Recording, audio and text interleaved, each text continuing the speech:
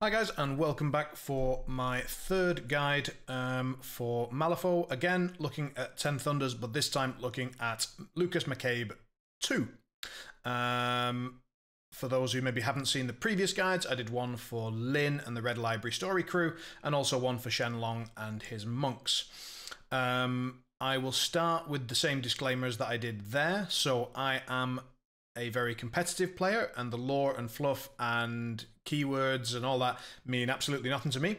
And so all of what I say here will be my style of play and the way I choose to handle McCabe, and will be focused very much around putting together the best crew I possibly can within the 50 stones limit of a single masters tournament. If that's not for you, that's absolutely fine, but this video probably isn't for you. Okay. Again, for the ones who've seen these videos before, you know for a fact that every single time I try to get these in under the hour and routinely fail. So we will once again attempt to get it in under the hour and almost certainly fail. Right, McCabe. So when and why to pick McCabe? There are about 5 different things that I have identified that would make me want to pick McCabe. The first one, very often, is linked to the time-worn blade. Now, I do apologise that the PC app is being abominably slow recently, and I have heard that they are attempting to update it to the latest version over this weekend, so hopefully that'll come through, and then we'll be good to go. Right, time-worn blade. McCabe2 is able to remove corpse and scrap markers from a pretty decent range in order to give a model within 5 inches of that marker an upgrade. He has 3 upgrades available, and this is the one which often defines why you might take McCabe in the first place, and that is the time-worn blade. So each of the 3 upgrades all come with paid with trinkets, and this allows you to if you attach this upgrade this turn, then when you activate you gain fast. And then each of them will also gain the bonus take this, which allows you on a TN of a 4 to hand over that upgrade within 6 inches to another Wastrel or minion. Note that it doesn't have to be a Wastrel minion, it can be any minion or any Wastrel model. And so you can essentially create fast chains where you throw an upgrade to someone, they go, gain fast, and do their 3 activations and throw the upgrade to someone else, who then goes, gains fast, and throws the upgrade to someone else, and so on. That does mean that those models can't use their bonus, because take this is a bonus. So you do have to be a bit careful that you don't need a bonus. For example, if you've got a Rough Rider and he wants to do ride with me, then he can't, you know, the fast chain will stop with him. Learning how, when, and why to use fast chains is a big part of playing McCabe, and it will not work the first time you play him, or probably even the 3rd, 5th time. But after a bit, you do get used to it, and with his totem being able to start a chain, and with him being able to start a chain, it can be a bit forgiving at times, because, you know, one chain ends and another one begins.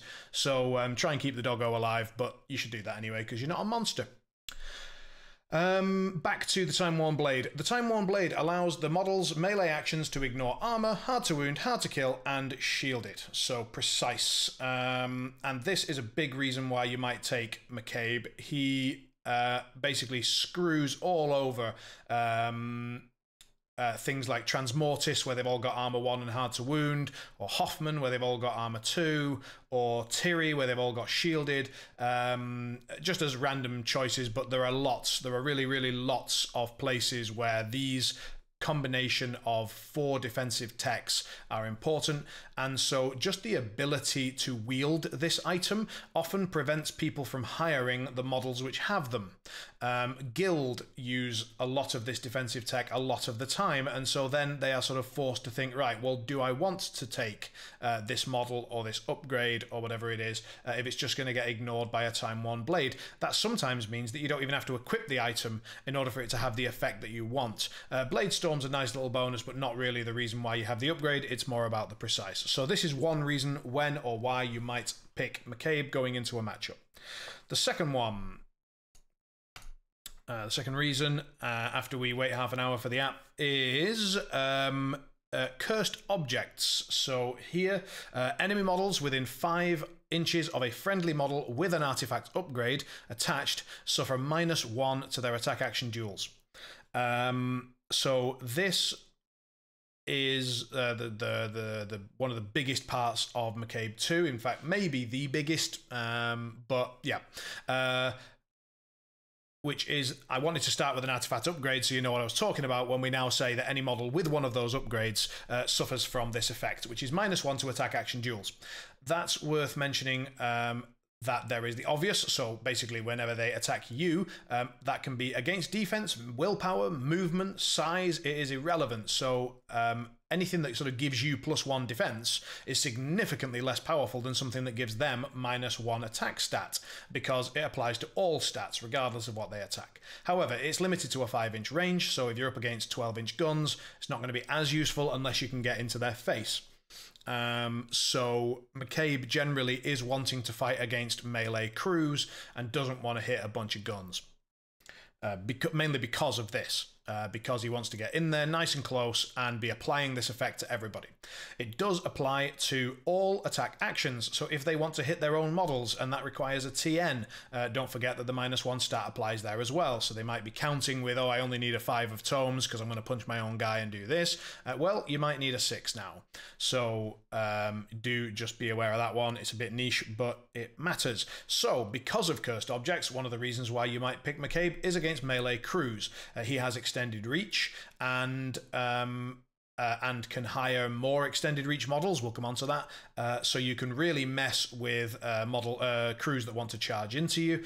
And very few crews want to charge into McCabe because him and his crew, with their potential for precise and with their -1 to attack stats on all your stuff, are pretty brutal to fight in a close-up fight, especially considering the new Ashes models that they got. Yeah, McCabe is a bit of a monster when it comes to a straight-up brawl. So McCabe, when and why to pick him, whenever you want to ignore the 4 defensive techs that we spoke of earlier, whenever you want to get into a melee brawl and you think things are going to get up close and personal, and hazardous terrain, hazardous and severe. So this model is unaffected by severe and hazardous terrain. You've then got also Desper within the keyword, who is a leaper but also happens to ignore terrain while moving. Then you've got Rough Riders who ignore terrain. You've got Echo who can place. You've got Ducat who's incorporeal. You've got anyone else? Anyone else? Any other takers?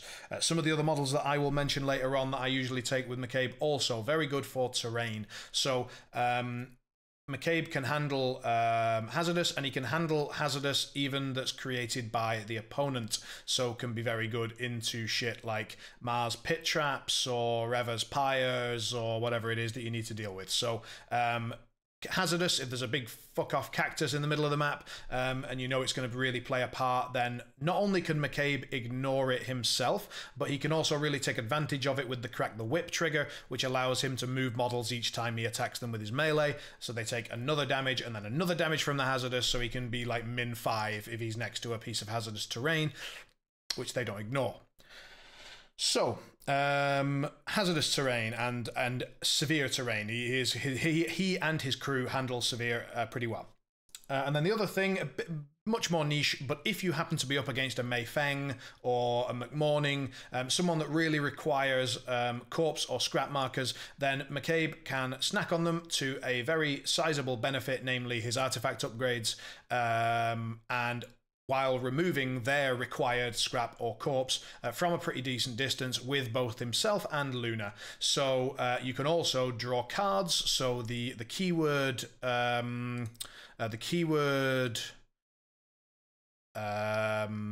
ability is called Looted Supplies. So at the start of a model's activation, if it's within one of a scrap or corpse, it can draw a card. So most of the keyword models have this. That's not entirely true. Many of the keyword models have this.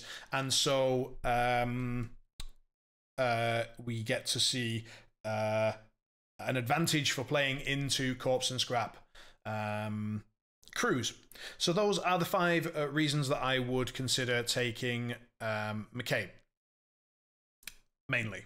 Other than that, he is just very good, and then we will come on to schemes and strats. In fact, we're going to come on to that next, as to which ones he's good at and therefore why you might pick him. So we're not quite done with when and why you'd pick McCabe, but that's the general reasons, and now we'll come on to the more specific reasons.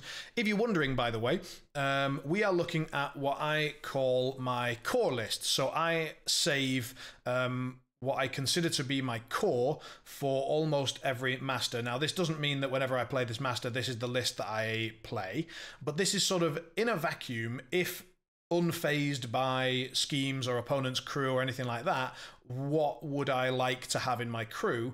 And then the number after it for my particular system is just my soulstone pool, so that I can see it without opening the list.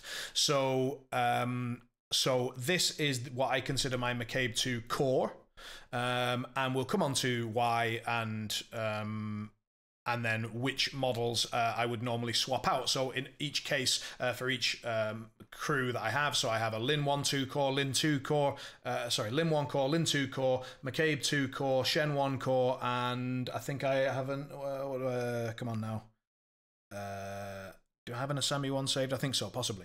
So,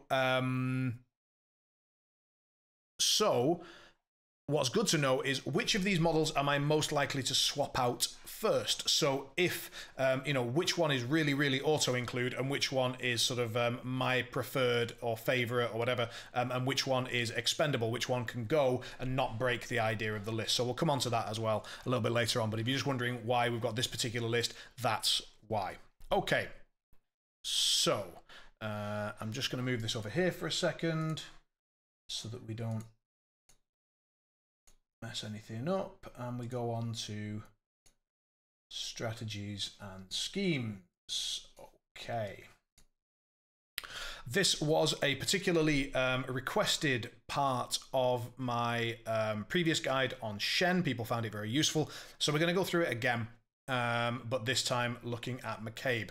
So, is McCabe good on each of the 4 strategies? Again, I will go with the same disclaimer that I think that GG4 is a lot less varied and interesting than people claim it is. I think that in all 4 cases, you can basically kill first and ask questions later, and that will be an effective approach. That doesn't mean that you can't take a passive and run around approach, but I think you can almost always take a kill them first and then score later approach. You might just need to tweak how you go about that, depending on how much they are trying to run away versus how much they are trying to brawl you. So, with that said, Raid the Vaults. We spoke about it last time, but Raid the Vaults is essentially the epitome of a kill first, ask questions later strategy. It was there in GG3. The only change is that now the back markers, the ones that are closest to your opponent, score 2. So you get rewarded a little bit more for having a leaper that can reach the back. So GG4 really favors having leapers in general, and this one is no exception. A leaper can really, really help you secure that, that strat point in your turn. And also, one of the issues with Raid the Vault's predecessor is that you really struggled to score the 4th point because you needed 4 significant models on 4 different vaults in order to score, and that was on turn 5, where usually most of your crew is dead or tied up or whatever, and so it was really hard to score 4. Now, with the potential to score 2 on 2 of the ballots, if it's on a vertical, or on one of them on a diagonal, you're still getting a much higher chance to score that 4th strategy point, so it does open up the game a little bit more, make it a bit more interesting. The other thing that's useful for Raid the Vaults, other than just murdering, is displacement. So being able to push models away from the strategy after they've activated, or having out of activation movement in order to bring them back in if your opponent's done that to you. So McCabe himself has Crack the Whip trigger, which can push models away, so that's very useful. And then you've got things like Ride With Me, And what's the other ones that I would consider useful here? Ride with me. And then my other ones are basically out of keyword stuff. So within keyword, he's not the best at out of activation movement, aside from Ride With Me. I generally do try to take some models out of keyword that aid that, because I think it's a really useful thing to have. What you don't want is your McCabe getting out of position in a game, because he's so important to what you're trying to do. So you want to make sure that you can always get him to where he wants to be. So Raid the Vaults, it's very good because McCabe just wants to fight and kill and then score later, and that's what Raid the Vaults wants you to do. He's not amazing at the anti-displacement, he's reasonably good at the displacement itself, and you have an auto-include leaper in Despelaraux, so you can score those back vaults reasonably well. Good times. Plant Explosives, one of the best for McCabe, I would say. It's hard. McCabe's really strong, and he's, you know, you're going to hear me saying he's really good at this a lot, because he is. So Plant Explosives, why is he good for Plant Explosives? Well, Despelaraux, again, an auto-include for a reason. He has Don't Mind Me and Leap, so his ability to pick up bombs placed by 30mm models pretty much anywhere is really, really useful, and will very often deny and or score and or both strategy points during the game. So that's really good. Then you've got things like Echo, Alleyway Echo, which is a very, very mobile 50mm, so then he can plant a bomb under himself. So for example, you often don't put a bomb on him, he goes out, murders a bomb carrier, and then plants their bomb underneath himself and just sits there and scores you some points. So a handy strawberry milkshake to have on your side. Plant Explosives, yes. So again, Plant is very much, for me, it's a kill them and then plant bombs on the field of corpses, and in McCabe's case, turn those corpses into handy upgrades. So really, really good at that style of play. People who really run around and give you the run might be an issue, but there are things that you can do. We'll come on to those later. Cloak and Dagger, in my opinion, the potentially most interesting strategy that was introduced, with all of the sort of different ideas between taking the strategy marker, then your opponent being able to move it, and then you being able to steal those tokens, but not being able to steal them back. That all sounded really interesting in theory, and led to a lot of theory crafting and different testing. But once again, we come back to murder them and then grab the intel with your last remaining model. And occasionally, if you've got a model that's good at stealing, you can go for that, but death is the best form of CC. So I again would say not bad for McCabe. It's not, he hasn't got anything particularly special for this one, other than hucksters potentially being able to secret passage in from pretty much anywhere and then nab a token at will. So that's a pretty good little thing you can do. I think if you're on Cloak and Dagger, you might want to huckster more than otherwise, because you can give them fast and then they can secret passage and then steal a token and then secret passage out, or potentially maybe even secret passage and steal 2 tokens if you know, if a model's holding that, and that can be an enormous swing. Anyone standing with 2 tokens within secret passage range of a huckster deserves what they get, but it's worth mentioning that it's something that he does there pretty well. And then we've got Stuff the Ballots. Stuff the Ballots is an interesting one because it is the more interacty and mobility required strategy in the pool. It is the least killy, I would say. You still can absolutely just kill them. So if you kill them, then that ballot is clear, and then it's very easy for you to vote on it with whatever's left over, right? And people at the start of the GG started playing it by running out and trying to, you know, vote 15 times on turn 2, whereas in actual fact, as long as you can deny an area, as long as you can claim the area around 1 ballot and kill everything and make sure they can't get to it and just vote once, then you score your strategy for the turn. And as long as you own that area because you've killed everything, then you move to the next area and kill everything on the way and maybe just leave 1 model behind, or you know, keep control of that area somehow, and then vote once on the other one, or maybe more than once if they've already voted there and you need to reset. Then you score your second strategy point, and you can just do that. Just kill, move, kill, move, kill, move, and vote behind.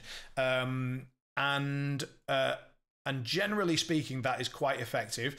There are some crews that can really put the pressure on, especially stuff like Zoraida with her obey, double obey, making your stuff vote for her, and that's where that's really starts to fall apart. But generally speaking, you can play stuff the ballots by just doing that. Now, is McCabe good at this strategy generically? No, because he really wants to just get on with a fight, and all this voting takes away from that. However, the fast chains that we spoke about earlier do kick in, because if you just want a number of AP, and that's what Stuff the Ballots is really often about, it's just AP efficiency, then if you can keep your fast chains going and use those to vote multiple times, so vote, vote, vote, pass the upgrade, fast, vote, vote, pass the move, pass the upgrade, fast, vote, vote, vote, you can see how that could get really, really silly pretty fast. Of course, that would require your opponent to be very, very cooperative and allow you to do whatever the hell you want.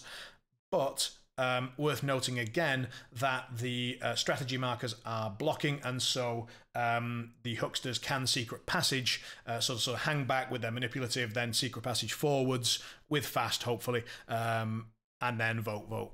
So, so can he play Stuff the Ballots? Absolutely he can. Is it his favourite? Probably not.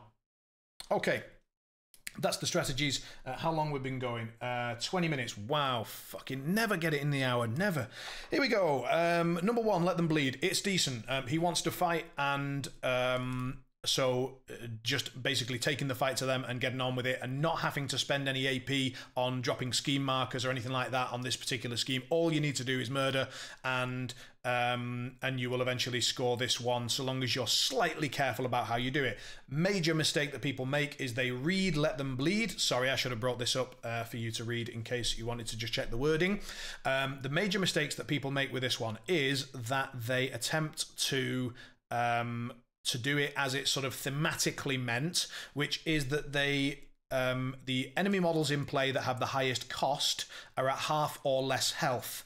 And so people think, okay, then I need to leave their two highest cost, highest value models alive purposefully and leave them below half health, and then I'll score. Absolutely not. No, kill them. Kill them both. Kill their most valuable models, murder them flat out, and don't worry about scoring let them bleed on turn 2 almost ever. It's irrelevant. What you're going to do is you're going to murder their best models, and then in the mid game, so as you're going into turn 3 and especially into turn 4 is vitally important. But as you're going into turn 3, you want to make sure that you can do this on turn 4. You look at their remaining two highest value models, because it's models in play, not models hired, in play. So then you look at those two models and you go, right, how are we getting those to half health? First of all, let them bleed is difficult to see coming, especially if you go for that style. If you just flat out murder their highest value models and don't even think about leaving them alive, people tend to sort of stop thinking about it. They shouldn't, but they do. And then you can just sort of whittle them down and put them on half health. The second part of let them bleed is trickier, so you need to do 1 damage to every model except for 1 on the board, and there are a few ways that you can do that. One of the ways is to use Minako summoned Katashiro to go and hunt down the shitters and just blade rush. So you don't even need to flip any cards. You just charge through them, deal a damage, and then maybe, you know, you can do more damage or whatever. That's fine, and maybe even kill them or drop some schemes, whatever. But you just do that 1 damage with the Katashiro, and that's a nice, easy way to go and hunt down those last remaining models that might be a bit further away from the fight than you'd like. If they are fighting in a big bubble near you, then McCabe's Crack the Whip, dealing 1 damage additional to every model within 2 inches of him every time he whips, is more than enough to get this one done. So let them bleed, pretty good for McCabe. It's not the easiest scheme to score in general, but it's very, very possible with McCabe, and one that you should have in mind. Deathbeds, a pretty standard one. You almost always take it on strategy markers. For those who don't know, you're allowed to do that. Check the FAQs and things. But essentially, killing a model with a scheme marker near it, near a strategy marker. So you want to fight near strategy markers anyway. You want to kill models. So the only difference here is that you need to drop a scheme marker before you do so. That's fine. Most models can do that, especially Despo with Don't Mind Me can do that. So yeah, just be aware that you need to set that up. Again, I wouldn't necessarily be looking to do this on turn 2. I would wait for a weaker model to come in that's easier to kill, Or if you can see for a fact that there's going to be a big brawl around a strategy marker, just get a scheme marker down there at some stage. Maybe even pop it underneath a model so you don't have to worry about it being removed so easily, and then murder. And at the end of the game, this is another murder and then score one. So once they're completely, once there is indeed deathbeds everywhere and everybody's fucked, just drop a couple of schemes near strategies that you want to be next to anyway at the end of the game. It's just 2 AP to score you another VP. So deathbed's a nice easy scheme, and one that you will often take. Power Ritual requires you to go to the corners of the map. So unless the strategy also requires you to go to the corner of the map, then this one isn't usually amazing. However, again, we're going to talk about the different archetypes of McCabe2. So McCabe2 crew building is a bit tricky. We're going to come on to it immediately after these schemes. And there are a few different archetypes. One involves using the Minako summoning engine to make Katashiro. And then 2 is more focused on the alleyway echo and getting into their face and doing some brawling and hunting. So if you're playing the Minako version, then Power Ritual's pretty good, because you can send off these useless little Katashiro into the corners, and either your opponent needs to chase them down, which will cost them a lot of AP efficiency, or you get to score Ritual for free. The first point of Ritual, incredibly easy. The second one, not so easy, but not the end of the world. And in terms of, you need to have, in order to want to score Power Ritual endpoint, you're going to want to have one of your corners pre-schemed at the start of the game, and hucksters are particularly good for that because they want to sit back early anyway, doing not much, and then secret passage in later. So yeah. In your face. First point, absolutely fucking ideal for McCabe2. He wants to be doing very little else than running in and murdering things, so that's great. The end point is a smidge harder because your 9 cost models that will generally be your highest cost hired are going to be Echo, Sidir, or out of keyword things like Joragumo maybe, and things like that. Joragumo are very, very offensively amazing and generally murder things, but they do tend to die afterwards. Echo, offensively amazing, tends to die at some stage, so it's only really Sidir, and he's incredibly slow, who's any good defensively. So the second point very much relies on murdering your opponent and being able to sort of freely move your stuff towards their deployment in the end game. So this one's very bad on corner, for example, for scoring this second point. And you might need to do things like take a Rough Rider in order to count on doing Ride With Me to be able to get those models up the field to score that second point, or to hire out of keywords selectively, or not to hire 9 cost models and keep it at 8, at which point you've got Desper and potentially Minako, who could both go and score that in your face. Pretty damn good. Deliver a message, not good. You don't want to see this one. Why do you not want to see this? Because you're going to deliver your master to their face almost immediately, almost every game, and therefore they are going to be able to deliver that message without too much of a problem. Sometimes you can very clearly see which model they're likely to pick in order to deliver, and you can attempt to scalpel that model out with an alleyway echo or something like that, or a Joragumo given fast and pushed up, blah, blah, blah. But opponents should play around that, and so they're going to get to deliver that message.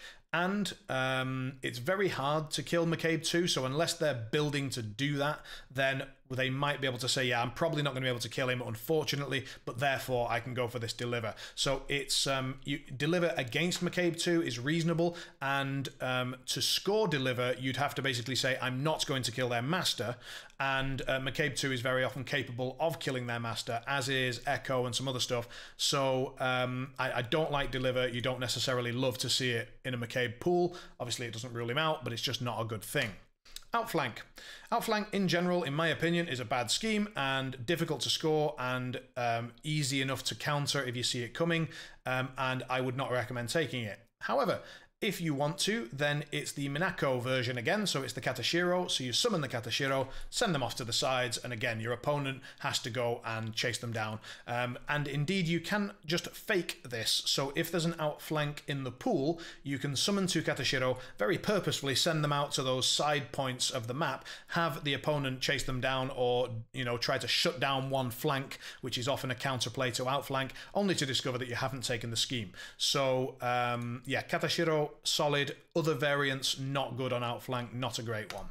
hold up their forces, very similar to outflank, which is, generally speaking, you've got some support models in your list. You've got your nice cheap hucksters that can come in late, secret passage in and score this, but then they probably die after that and you want them to score other stuff, so I don't love it. Katashiro, however, you summon them, then the next turn they're able to score, so you send them out to the middle of nowhere, and then you bring them back in and score, hold up their forces. So again, this is very much a Katashiro one, but you are really banking on being able to summon those Katashiro and having them not hunted down and having your support and backline not murdered by something, so a bit dangerous, but it is scoreable. Espionage is fantastic. Espionage is a lovely scheme because it is essentially put scheme markers down in your deployment where you start. So in other words, have some models that want to sit around in your deployment not doing much. McCabe has several of those, quite a lot of support pieces in the crews, so any one of those can easily chuck down some scheme markers in your deployment. Then move up to the midline, take control of it and murder the enemy. You want to do that anyway, and then drop some scheme markers while you're there. Easy to do. Any AP with any model, just chuck a scheme down. Again, Katashiro, really good for this. And then you need to sort of get something towards the enemy deployment zone and pop something in it. Now, that can be hucksters. Hucksters are incredibly mobile and have false claim. There are even some points on certain deployments where a huckster can secret passage in between the two deployment zones if it's wedge or flank, and then do false claim and put two scheme markers 3 inches apart, and those will in fact score you the reveal of espionage in 1 AP. So that's pretty amazing. The end AP just requires you normally to have 2 schemes in their deployment, 2 schemes on the midline and 2 schemes in your deployment. Otherwise, if you've only got 1 in any of those places, the opponent simply has to destroy 1 scheme marker and they deny the entire scheme. So it's pretty intensive scheme marker wise. And so again, this is more of a Katashiro one, but it's also a huckster one. So if you've got hucksters or Katashiro, espionage is great and it supports the general idea of going forwards and murdering everything on the way.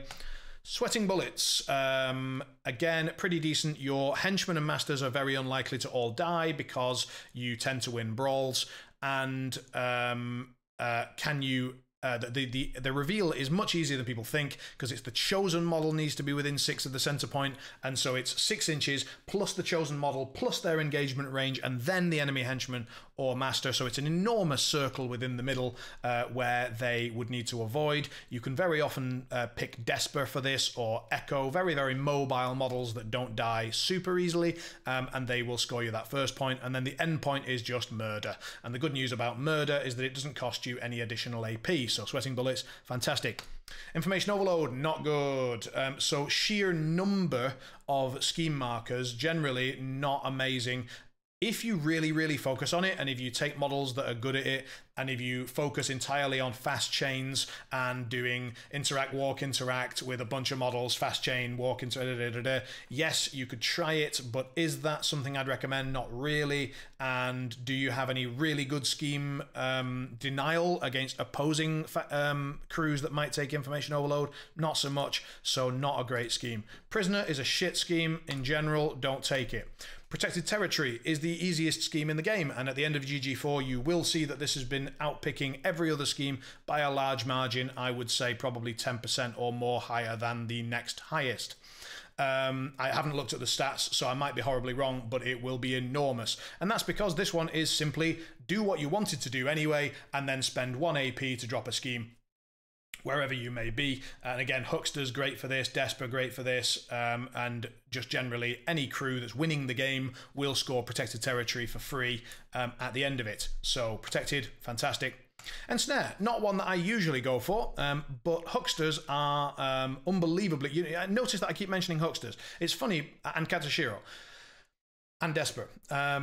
They're all good for getting scheme markers where you need them to be. The real benefit of a huckster in this particular case is that they get 2 scheme markers where you need them to be in a single AP with false claim, and that scores you Ensnare straight off. So the first point of Ensnare is the tricky one to score. The last point is pretty damned easy. Generally, it just requires activation control, so kill something and you're good to go. Or, you know, have them go second, etc. Have them go first on turn 5, etc. But the first point, it is tricky. Don't forget that it can't be done on a minion. Everybody forgets multiple times, including me. So, yeah, be aware.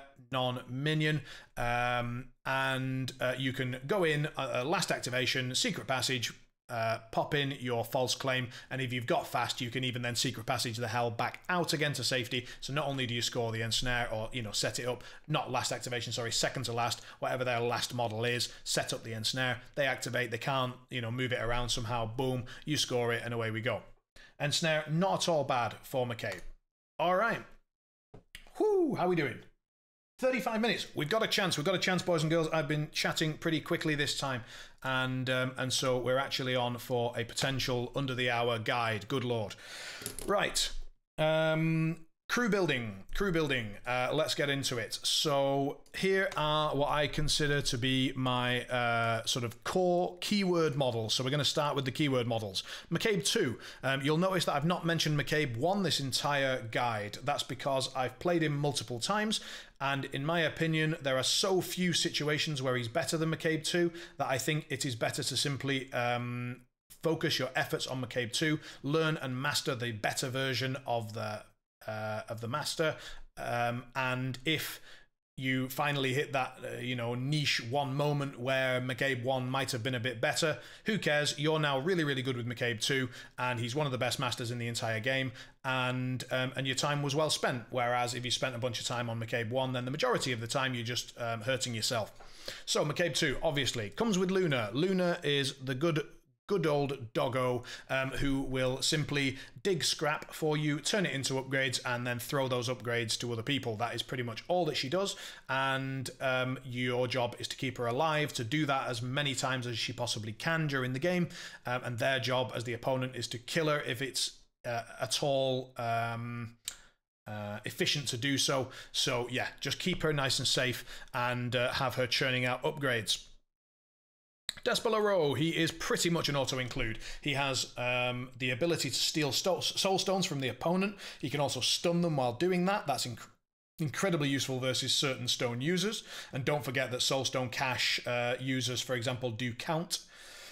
So yeah, Desper's ability to steal stones is amazing. He has Don't Mind Me, and he most importantly has Leap, and Leap in this GG is superb. On top of that, because he's a Wastrel model, even though he's not a minion, he can hold the 3 upgrades, the Mask, the Mirror, and the Blade. I realise we've only talked about the Blade so far.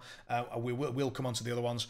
But yeah, his ability to hold upgrades means that he can have his 5 inches -1 attack stat aura up. He can also have let's maybe go and talk about the other 2 upgrades now. So let me just take this over here for a second. Dun dun dun. Yeah, faded mirror is here. Okay, so here is the second upgrade. This is the other, the most important one, and this is your card draw and card quality engine that you're going to use during the game. So, Faded Mirror. The important bit is the Know the Warrior. After this model cheats fate in an opposed duel, it must be opposed with an enemy model. If this model has focused, it can draw a card after resolving the current action. So it means you want to have focused on your models, not use it during the opposed duel, and then cheat whatever you want, and that can be defensively or offensively, and then you will draw a card. So in other words, every time you will cheat, then you are effectively cycling that card instead of spending it, because you get another one back every time you do that. It's not once per activation. You can, if someone comes in and attacks your model which has focus, and there maybe it's a master coming in and attacking Desper 3 times, and Desper has focus, he can cheat to defend, draw a card, cheat to defend, draw a card, cheat to defend, draw a card. Also, note that you don't have to win the duel. So let's imagine that you're losing the duel anyway, and you have only, in your hand, you've only got a 1 and a 2, and you flip a 3. All right, well, you can cheat down. You can say, okay, well, I'm on 7 instead of 8. Who cares? It doesn't make much difference to the outcome of the fight. However, now I'm going to draw a card, which will hopefully massively improve its quality.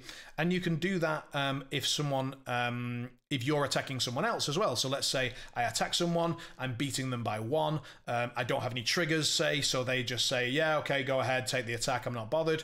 And I say, great, well, in that case, I'm going to cheat down. I'll still be on whatever, you know, I'm still going to win the duel, but now I get to to win, to draw a card. And if, let's say, I'm hitting and they decide to cheat in order to defend, so they cheat a 12, a 13 and defend the attack, okay, I can now say, well, in that case, my 8 that I flipped is no longer good, so I will cheat down this 1 just to cycle it, so I can always cycle. So Know the Warrior is an intrinsically massively important part of the McCabe crew, and the reason that you can get away with it is that you don't need to spend focus very much in this crew. So or you can have multiple ways of getting it. So McCabe himself is a min 3 beater, and his general job is to just hit min 3, preferably with rams. He doesn't care about getting moderate or severe damage, so he doesn't care about spending focus. He can just have it on him, and then he just needs to cheat the cards to get the hit. As long as he gets the hit, he's good. It's the same with Echo. He's very much the epitome of a min 3 beater. So again, just give him a focus and let him do his thing. Then you've got Rough Riders. They can be really like ranged card draw engines or card cycle engines, because you give them focus. They have natural positive flips anyway on their gun. And if you hit, great, you can do some chip damage, maybe even get a lucky crit strike. But if you miss, fine, cheat down, cycle the cards. You can do that safely from 14 inches away, and then ride with me something useful into a good position. Also, you get the Equality of Fate bonus action. So if the opposing crew has more cards than you, you can draw another card. So you can see that this is very much your card fixing upgrade. The last upgrade is the Phantasmal Mask. This one is really phantasmal because it's entirely black, because the app's great. Okay. Life Leech, not the most rare ability in the game, but pretty damn useful. When an enemy model starts its activation within 4, this model heals 1 and the enemy model suffers 1. Best case scenario for this is when you've got a very tanky model that sits in the middle of their whole crew. Say hi to McCabe. So McCabe can do this. He holds this, stands in the middle of their crew. It deals a bunch of ping damage and has a bunch of ping heal. Really, really handy, especially in combination with shielded that he sometimes gets. It also gives him the ability to self-heal. So don't forget focused cleansing. You do need a 7 for it. You do need to spend a bonus, but the ability to heal too, and also hand out some shielded to your own other models. It's a pulse, not yourself, is really handy. So be aware. The mask is a good defensive upgrade. Often, though, it can simply be used as I need to start a fast chain. I've already handed out my useful items to the models that need them, so now I can just hand out the masks wherever they're needed and then throw them around to give fast. Cool. Back to crew hiring. Despot, we've spoken about. Echo. Echo is not an auto-include. He is very good, and I like him, and he is offensively very, very strong. But defensively, he relies on 2 fairly gimmicky defensive techs, and if the opponent can get around them, then he is pretty dead. So he relies on combat finesse. Enemy models cannot cheat when they attack this model with a melee action. So beaters really, really struggle to kill Echo unless they just randomly flip really well, or they know that your hand is empty so you can't defend. Then the Echo is really, really hard to kill in melee combat. His range defense is concealment, so he has a 1-inch aura around him all the time, which is concealing. However, anyone with a focused attack will be able to get around concealing pretty easily, so you need to stack that up with some cover or some friendly fire or whatever. But basically his death knell is ranged attacks, ranged focused attacks, and if someone has those big guns, they're gonna murder this guy. So you need ways around that, or you need to not hire him if you're expecting big focused guns, especially ones that ignore cover or concealment or friendly fire, or all 3, which seems increasingly common in Malifaux. His output, though, is really, really good. He teams up very well with Host Ducat. So Host Ducat creates shadow markers. Echo eats them to gain fast. When he gains fast, he can then place within 6 inches instead of gaining fast. And then let's imagine that there was a shadow marker somewhere here. He could have an upgrade given to him, so someone gives him an upgrade. When he activates, he gains fast. He places here. Let's say there's a shadow marker here. Now he can use his bonus, eat that shadow marker, and then place here, and then he can attack twice, and he has a trigger on his attack to attack once more. Needs a mask, but look at that, a mask. So yeah, he's min 3, and as we spoke about at the very start of this video, the time-worn blade suits min 3 beaters incredibly well, and you have 2 exceptional min 3 beaters with the Echo and McCabe. Ducat mentioned. He is the healer that McCabe always wanted. You used to pretty much always run a low River Monk out of keyword because this guy wants to get into people's faces, and yes, he has a little bit of ping healing from the mask or whatever, but it's not enough if they really want to kill him. So having a healer in keyword, fantastic, you really want it. He also creates shadow markers, inbuilt trigger on the heal that gives Echo all of his shenanigans, and it also turns on the Minako Rare summoning engine. So that is a really handy combination to have. He also has Dark Bargain, which provides a tiny bit more AP efficiency for scheming, which otherwise the crew maybe lacked. You really, really need those fast chains. With Dark Bargain available, that can often just give you that one extra scheme that you need to get over the line. Corpse Curator is maybe the only one that might be a little bit controversial here. I have him as pretty much an auto-include, so I really like getting out multiple upgrades turn one reliably, and I often like to durdle around in my deployment turn one, and therefore if I end Desper's turn within 2 inches of a corpse marker, Corpse Curator is one, then I can remove that corpse marker, which hurts my Corpse Curator, but I've got a healer, so who cares, and then that gains me a soul stone. So Desper, like farming Curator for a stone, and then going in and gaining fast, and then trying to leap and then steal 3 more stones, just makes Desper so cheap and so effective, and then they've got to try and kill Desper, and then if they don't manage it, then he gets to steal more stones and blah blah blah. Meanwhile, I get a load of upgrades early on with the Curator, and also all of my models that draw cards by starting next to a scrap or corpse marker will deploy around the Corpse Curator in a circle, and therefore draw me a bunch of cards turn one, so I've got those good cards going into the game. So I find the Corpse Curator so useful for that. And after that, that's where he really drops off, and that's why people sometimes don't hire him, because very often he spends the rest of the game just moving into position. He just wants to be a corpse marker in the right position, and so he doesn't feel like he's doing a really massive amount. However, he can self-heal with poison, and he's got multiple ways to get poison. And he has a very cool ability, which is his bonus. Let's bring that up now. So once it's loaded, we will see that his bonus Cursed Sludge allows you to poison models within 2 inches. So this model may have any number of models within range gain poison 1. And until the end phase, enemy models within range with poison are never treated as engaging friendly models. So that means that if Sidira wants to shoot them, they no longer have friendly fire. It means that if you want to interact, you no longer need Don't Mind Me. If you want to disengage, you can simply walk and or charge away from them. So if people try to engage your McCabe with shitters, you bring in the Curator, poison them, and say nope, and McCabe goes off and does his thing freely. So I find the Curator also defense 6 armor 1 is solid defensive tech, not the not the be all and end all, and his basic attack being stat 5 is with 0 inch is piss. However, it does have auto staggered, and that can sometimes be useful. Also, you can target non-scheme markers and move them around. That can be useful if someone's got some irritating pyres or hazardous or whatever. You can try and move that shit out the way, and maybe even take a melee attack from it. So who knows? Corpse Curator, in my opinion, a really super good support piece of the Wastrel arsenal, and one that I include in almost every list. Right, then we come on to the sometimes foods of Wastrel. Sidir, Rough Rider, and Huckster. Huckster, I think, is this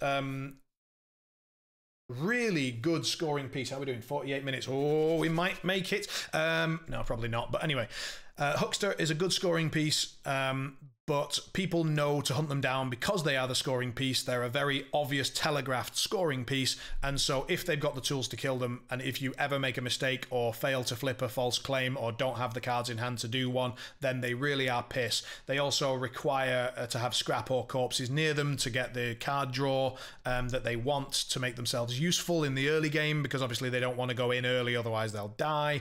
So they're a little bit dependent on various things, and so that's why I think they are sometimes, not every time, but they are really good at scoring certain things.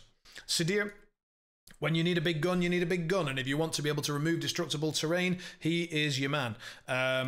However, he's movement 4, and if he gets engaged, you need to be able to disengage him with something else, because he can't really do it himself, and so he is a little bit dependent on your other models, and he doesn't, like, He doesn't massively benefit from any of the upgrades because he doesn't want to be in melee, particularly he wants to be shooting, and if he is shooting, then he wants to be using focus, so he'd need to have 2 focus to take advantage of the mirror. So I don't find him perfect, I find him a little bit clunky sometimes, but having a fast model with swagger and a 12-inch gun with a 6 blast severe is really not bad, so do consider Sadir if you need him. Then you got the Rough Rider. Rough Rider I put as support more than a gun, so he's not really this fast shooter. It's actually a support piece, so it's something to give you ride with me. Yes, it has the gun, but I use the gun mostly to use Faded Mirror and draw cards, and then just position things around, and then be a very fast, mobile, severe ignoring, significant model. They tend to just, for me, they tend to just die. So their defensive stats are piss, and they don't really have I've not got them here, but they don't really have ways to defend themselves other than concealing, and concealing really isn't much to write home about. But all 3 of those can see their way into lists. I've run them all, and I don't always regret it. Ones that you will not see from Wastrel Cryptologists, absolute piss, ruffians, even worse. And then Jesse Halliday, there are very, very niche scenarios where it's very, very important that you regularly remove opponents' markers, and then you might consider her, but generally, no. Okay, we move on to the key out of keyword stuff. It will come as no surprise to regular Thunder's viewers that all 3 story models, oh, I'll just move that vault back, that all 3 story models make the cut. Than, for me, in McCabe is almost an auto-include because you've got a number, Luna, Corpse Curator, Ducat, Rough Riders, Hucksters, you've got all these backline pieces with a load of potential to get a load of work done if they fucking live. And they don't. So, bring Than, they live. Living's good. Additionally, when Than is in the thick of the fight and you've got a bunch of models with upgrades, yes, you cannot have those upgrades on Than. So it always feels a bit weird to be hiring non-Wastrel or non-minion models into a McCabe list because you're thinking, well, they can't benefit from the upgrades. Yes, they can, because let's imagine that your Charm Warder here that you've hired out of keyword has an upgrade on it. And so now a model wants to come in and it wants to hit the Charm Warder. Than says, no thank you, takes the hit. And now the model that's standing here, let's imagine it's Kenshiro, is within the aura of the upgrade. So now he's hitting with -1 attack. So therefore Than is now a 7/6 defensive piece with armor 1 and stones. So you can see how that can very much benefit from the upgrades even though he can't hold them himself. So Than, really, really, really good regularly. Raijin is a tech piece that is a pretty damn good model, but generally speaking is when you need the anti-gun shooting aura or you need the Maddening Drum's ability to remove markers. I'm not super excited to take Raijin in McCabe, but sometimes you need him. Wukong is a bit of a weird one.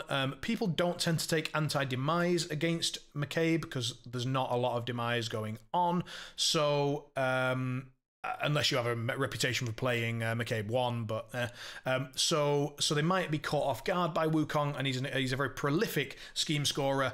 But you've already got Desper, and he costs 1 less because he's in keyword. If you want both, if you're going for a very, very schemy approach and you don't want to take the Minako summoning engine, then you might take Wukong. All 3 models really, really good and worth thinking about.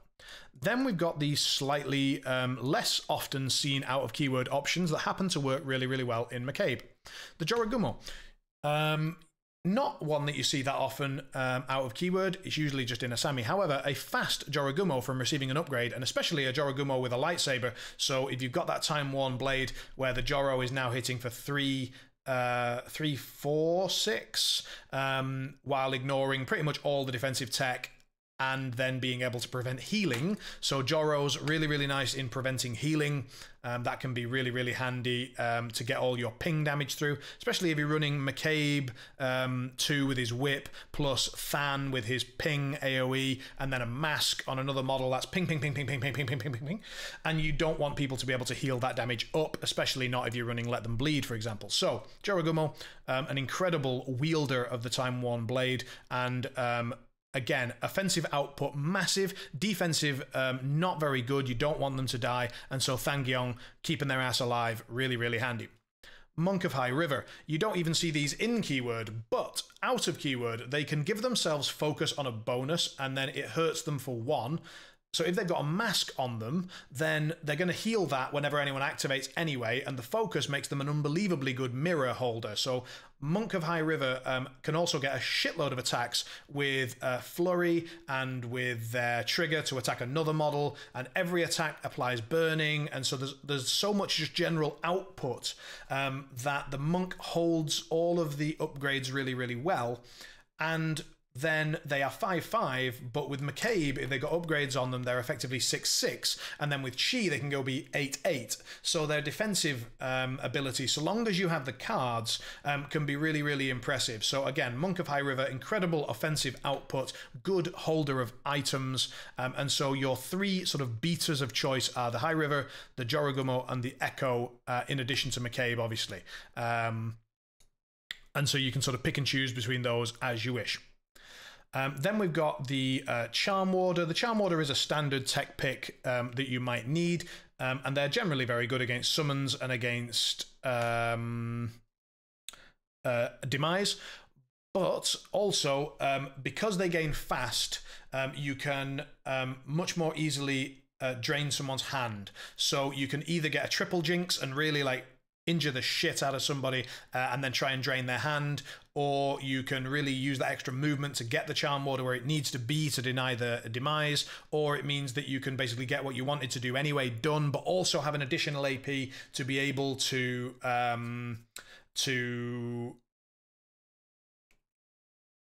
concentrate, which you might want to do because out of keyword, gaining Chi on the Charm Warders to keep them alive and to keep their attacks hitting can be a bit troublesome. So yeah, extra AP on Charm Warders, really nice. And upgrades on them. The Mirror's pretty good because Charm Warders don't really need to spend focus, so they can just focus once in the early game, just hold that focus forever and use their card cycle after that, which is pretty good. So Charm Warders, generally pretty good, not auto-include, but really, really nice options to have. Kenshiro is the weird one. So Kenshiro, I'm actually going to bring up because you wouldn't normally think about him. So first of all, he's 6'6", which means in McCabe2, presuming he's near the fight, which he wants to be and usually is, he's 7'7", which is incredibly good. Then he's in Corp, so he again leans into this idea that if I'm declaring McCabe2 on maps where there's a lot of severe or hazardous, then having incorporeal models is good. You've also got Host Ducat, who is incorporeal, and then you've got Desper, who ignores it, and then McCabe, who ignores it, and Echo, who places. You've got so many models who don't give a fuck about terrain, and this sort of really leans into that. So on a table where you're going, oh my god, this is a mess, Kenshiro is really solid. On top of that, his attack is really good. He has some displacement, which again we mentioned is handy to have on things like Raid the Vaults. Coordinated attack is an amazing trigger when the model which can do that attack could be McCabe or a Jorogumo with a blade or an Echo with a blade or whatever. And then you've got Weeping Blade, so you've got some more armor ignoring without even having a blade. That one's a bit counter synergy really, because anyway, it's not bad to have, is it? And then you can have some more card drain, so if you want to get rid of their cards, fine. But the main reason why Kenshiro is very, very cool in because all of this is just stuff on his card. You could hire this into any crew. There's nothing that really screams McCabe. What screams McCabe is his reliquary. And the fact that he starts with this ability himself. So Kenshiro gives you these tactics tokens which allow you to cheat from the top of your fate deck. And the faded mirror that we looked at earlier says when you cheat fate, it doesn't say from your control hand. So if you want to, Jesus Christ, the app is being slow today, good lord. If you cheat fate with a tactics token, and again there's a number of situations where you might do this. So let's say it's not a very important attack, either not important to hit or not important to defend. You spend a tactics token, maybe you hit, maybe you don't, maybe you defend, maybe you don't, but what you do is draw a card, and it's not a cycle because you didn't actually spend a card from your control hand. You simply spent a tactics token, which is a generic token that doesn't matter, and now you drew a card fresh. You know, you increased your hand total, which is amazing. and you can do that a bunch of times. And there are a lot of TNs in Wastrel, and that's why McCabe1 sometimes was favored, because he lowered those TNs. But McCabe2 can sometimes say, look, if this TN isn't the most vital thing in the world, but you know, I've only got a limited number of cards in my hand and I need to spend them on certain things, so I can try and just throw a tactics token at this, and if it hits, great. Things for that could be things like Ride With Me. It's very likely that you will hit the TN even if you fail it the first time, or things like Despera's Leap. You know, in the late game, you didn't save a card for it, you fucked, you need to try and leap, you fail it, oh no, well, you can throw a tactics, try again. You know, Corpse Curator bonus, or a Host Ducat heal, where it's like, I'd like to have the extra AP here to go and do something else, but I'm not willing to cheat a card. Or even you can throw it for Luna's upgrade creation, but that needs an 8, and you probably really want those upgrades. So that's more of a late game. Do I get the upgrade? Do I not? May as well throw a tactics token. But generally speaking, I very often use them to draw cards with Faded Mirror. I find them to be very, very handy. Here's the other bit, which is that Kenshiro has on his melee attack a 1/2/3 attack that then moves the target up to 3 inches. This means, in combination with Seeking the Blade, his bonus that allows you to look at the top 2 cards and potentially draw jokers, so you can filter out reds and blacks that could be horrible or amazing for your turn. You can filter those out, and in the turn 1 you can punch McCabe. So generally speaking, you need to do as little walking with McCabe as possible. McCabe wants to, in a perfect world, charge, attack, attack every single turn, all 5 turns. Now of course on turn 1 that's incredibly hard, but if they come towards you a little bit and then you hit McCabe twice and move him up 6 inches, or take a Rough Rider and Ride With Me and move McCabe up, or you take Thangyong and then you Righteous Protector and move him another 3 up, then all of a sudden McCabe is now 9 inches closer to the opponent and much more in range of a charge or walk charge, attack, attack, attack, attack, attack, attack, and just whip the shit out of them. So I like Kenshiro because he gives you this combination of things. He adds into the terrain ignoring element of the crew. He gives you unpack options on McCabe. He takes advantage of the cursed objects -1 by having very good stats. He allows you to drain hands, which allows you to set up really easy kills with the models that you have. And he I can't remember what I've just said, so I can't remember which one I was missing, but hopefully you get the point. Kenshiro, very good in McCabe. I like him a lot. Right. Whew, that's the out of keyword stuff. Versatile. Oh, I've nicked the vault again. About there. Right. Versatile options. So the big one is Minako Rare. So Minako Rare can summon Katashiro using shadow markers. Those shadow markers are created by Host Ducat. You can also use scrap, but you don't want to do that because you want it for your upgrades.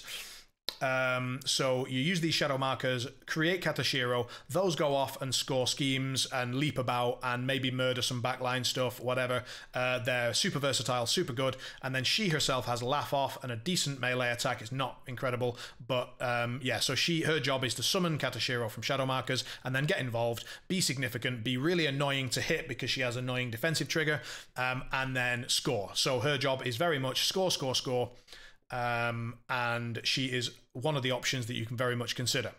Terracottas are normally one of Thunder's like mainstay. You know, they give you some card draw and they give you take the hit and all that, but I'd really recommend having Than every time, and so you don't need to take the hit. Your card draw comes from Faded Mirror and all that stuff, and Terracottas are numbskull, so they can't gain fast, which means they don't get fast from your fast chains. So even though they're a minion, even if you give them an upgrade, they don't gain fast when they activate. So then, yes, they don't have a bonus, so you're not wasting a bonus by passing the upgrade on, but you are just taking a TN that could fail for no reason at all, ending your fast chain, and the card draw you get from your keyword ability and from your Faded Mirror and from everything else. You don't need Terracottas. So weirdly, a staple of the versatile field of Thunders doesn't apply. Fuhatsu, on the other hand, is pretty much always good. He doesn't really benefit from the cursed objects very much because his defensive stats are so bad that even having -1 doesn't really matter. But he pairs well with Sidir. So if you're taking Sidir anyway, then you can put Blow It to Hell. The one thing that Fuhatsu hates is cover, and Sidir can get rid of it. And then you've got two 12-inch 246 guns, or 236 in Sidir's case, with the potential for blast, both of them. one requiring a trigger, but yeah. And then now both of those guns can ignore cover, so you're getting much more value out of Blow It to Hell. So Fuhatsu is there as an option when you want to go with a gunline kind of archetype, which I don't think is the best in GG4 at the moment, but it is an option. So Fuhatsu pairs well with Sadir. Otherwise, I wouldn't think Fuhatsu's amazing with McCabe, but he's never bad, it's just not with McCabe. Samurai, which you will almost never see anywhere, or anywhere good, this is the only place where you can run a Samurai legitimately. I still think Fuhatsu is probably slightly better, but the fact that you can fast chain a Samurai and give it upgrades with McCabe makes it viable here. So again, pairing nicely with Sadir. Zheng is an odd one. I haven't tested this very much, so this is the one part of the guide that I'm speaking from theory rather than practice. I've played a lot of games of McCabe. I don't make these videos unless I feel confident about what I'm saying and unless I've played it on the table myself. This is the exception to that. I haven't played Zheng in McCabe. I've played him in lots of different things, or not enough to talk about, but I think he might be reasonable. He provides hard to wound without being called hard to wound, so this warning growl. He has effectively defensive stats of 7 if they don't discard cards, and that would become 8 if there was a model with a cursed object artifact nearby. He could be really benefiting from a healer, so having Host Ducat in the list to heal him up is amazing. So I could see that, and I'm actually, like, while I was prepping for this video, I thought, that might need some testing. So those are your versatiles, and I won't say too much more about Zheng because I haven't tested it, and every time that I've got excited about Zheng, I have found myself disappointed. The reason is that you do really need to get the ram trigger off on his bonus to get that extra value, and you do need to discard cards to then interact. So the fact that McCabe sometimes lacks the ability to interact is worth thinking about, and the fact that you could discard cards while damaging with Zheng to do that sort of map wide could be a useful fix. I'm not trying to sell anyone on Zheng, but I think it's something worth looking at. Right, we're over the hour. Fuck every time. I'm not quite done. We're very nearly done. I will just have a quick talk about McCabe2 himself and one or two things that I think are worthy of note, and then we might take a quick look at the unpack, because the unpack is not that easy. So one thing about McCabe is that I've talked about almost entirely his cursed objects, so -1 stats, and then his Depths of Malifaux for his ability to move about. But I've not talked about much of the rest of his card. So, first of all, at the start of his activation, he wants to be near a non-scheme marker. That cannot be a strategy marker. Don't try it, doesn't work. Maddening Drums FAQ if you want to know why. So he needs to be near a non-scheme marker. That can just be the Corpse Curator. So one of the Corpse Curator's jobs very often is to wander around following McCabe and allowing him to draw an additional card and gain shielded start of turn. So having an extra shielded, having 12 health, having 6 defense, 5 willpower, and cursed objects, plus extended reach, makes him very tanky, especially with the mask potentially healing him with life leech and your Ducat behind healing him up and so on. He is a tanky boy. Don't think for a second he can't die. One of the things he really doesn't like is conditions. So if people can land a bunch of conditions on him, you have very little to no way to remove them. There is simply this one. So you've got this take what you can carry, focused cleansing, and you really don't want to be spending McCabe AP on cleansing his own shit, and you don't have other models that can do it for him. So yeah, if he gets a bunch of injured on him, especially if he's already activated so he can't then get rid of it, then he can absolutely go down, because he does rely on that faded mirror, high stats, and cycling cards defensive tech.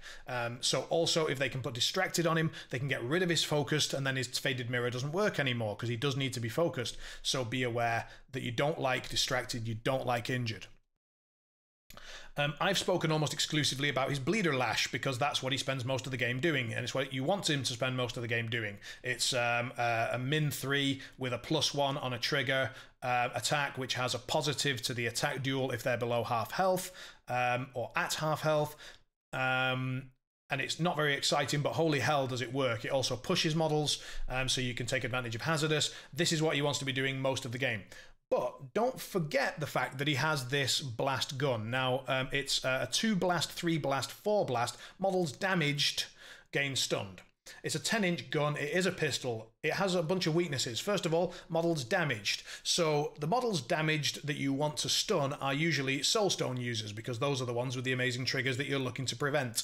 If they're only taking 2 damage, they can reasonably stone it and have a good chance of not taking any damage, in particular if they have any way to reduce it further with armor or whatever. So very often models damaged is a problem for this gun. Also, it's stat 5 against defense, so you are then struggling and you do need to hit, and you very often want to get that severe or moderate, because otherwise, again, you've got that same problem that the target itself, if it only takes 2 damage, then it can most likely get that down to 0 and then not suffer the stun, which is what you're going for in the first place. But if the opponent gives you an opportunity, they give you a lovely blast, they give you a low defense model or whatever, or if you simply cannot reach them, you can't get to them to do the lash this turn, and you want to make sure that you're making some use out of McCabe, you know, you never want to do nothing, then Pepperbox can be an option. Don't forget that he has it, but don't spend your time trying to line up the perfect Pepperbox shot. That's not what you want to be doing. You want to be getting in there and lashing the shit out of people. Take what you can carry.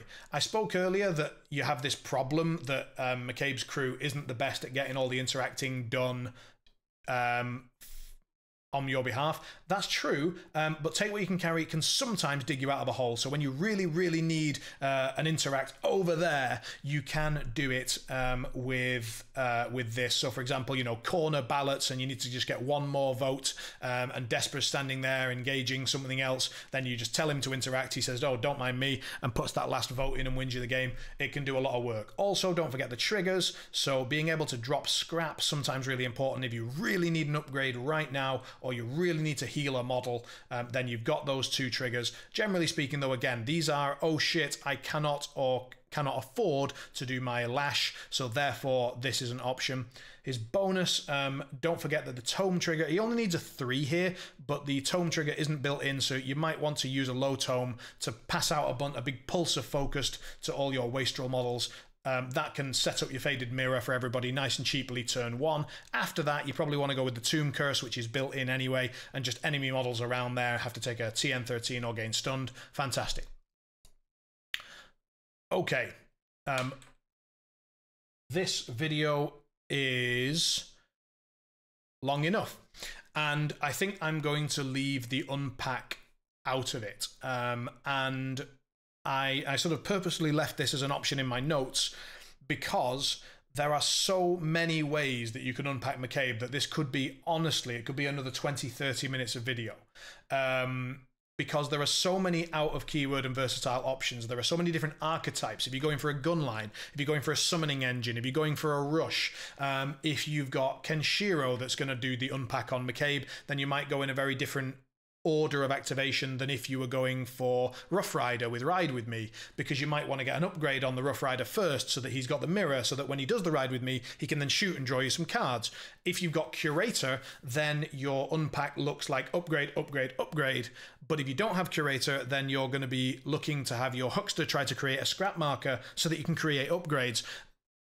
People like to say, oh yeah, McCabe's so strong and boring, and they're just fucking wrong. They're just so wrong. It hurts. He's one of the most interesting crew building. Like, there's so much going on. There's like the fast chains, the way that you need to build your crew, the fact that you never quite get everything that you want in the crew, so it never feels like, oh yeah, this is it, I've got everything that I want. You always feel like, oh god, I wish I had 1 or 2 more stones, or I just wish I had this model, or I could afford that, or I could get this upgrade. There's just so much. Yes, they're correct that he is strong. He's one of the strongest masters in the game. He's amazing. And he's not a great deal of fun to play against, so I wouldn't bust this one out against a casual player, because they're not going to understand what the hell's going on with your crew in terms of the fast chains. They're not going to feel very good when they go in and their attack stats are lowered by 1 and they miss a lot. That's not a lot of fun. But it is bloody strong and very complex. And if you want to take McCabe to a tournament where you are hoping to perform well, I really strongly recommend to get some reps in before you attend that tournament. You are going to need them. You'll see why. And practice your unpack. if you've got a table at home, if you've got a local gaming club that you go regularly, arrive early for a game, build your table, and then just sit there and go, right, hell are we doing here? And I guarantee you'll get halfway through your unpacking and then go, oh shit, I should have done the upgrade before. Oh, now I can't do this. I can't continue this fast chain because he needs to do his bonus and I can't. Oh no, I don't have the card in hand for that bonus, for that trigger that I needed for that bonus. So card, like your initial hand management, your unpack, it's super tricky. And don't forget to keep the doggo alive, at least in the early game. Once you've got all your upgrades out, Doggo's done her job. She's the best. I hope this has helped. If you've got any feedback, as always, feel free to leave it with me. I have managed to keep this one just over the hour. It's not the end of the world. I think that will probably be the case for every one of these guides. You know, it sucks, but I hope you've enjoyed and I hope this helps. Have a good one and all the best.